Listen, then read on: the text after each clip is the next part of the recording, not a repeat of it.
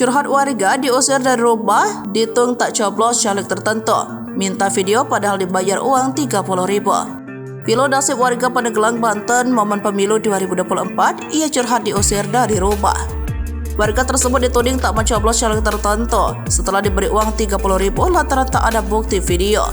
Lantas bagaimana nasib warga Pandeglang, Banten tersebut?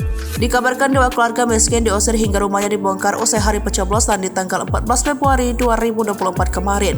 Alasan pengusiran itu pun tak disangka-sangka. Mereka diusir lantaran dituding tak mencoblos caleg yang diusulkan oleh sang pemilik tanah.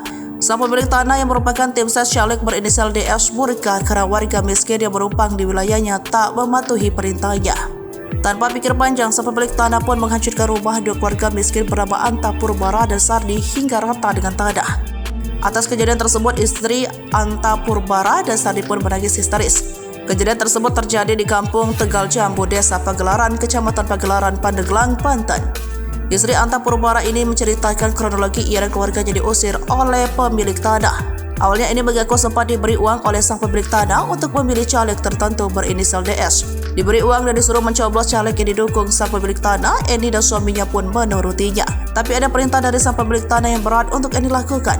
yakni Eni diminta merekam momennya saat mencoblos caleg tersebut saat berada di TPS. Ya, pemilik tanah tersebut meminta agar Eni dan suaminya merekam video saat pencoblosan di bilik suara. Disuruh membuat video saat pencoblosan di TPS, Eni tak berani. Terlebih diakui Eni, pihak TPS melarang warga untuk merekam momen pencoblosan. Karenanya, Eni memilih untuk mengikuti perintah dan petugas KPPS. Kendati demikian, diakui Eni ia sudah menjalani perintah pemilik tanah tersebut, yakni mencoblos caleg tersebut. Tapi karena tak ada bukti video, omongan Eni tak dipercaya.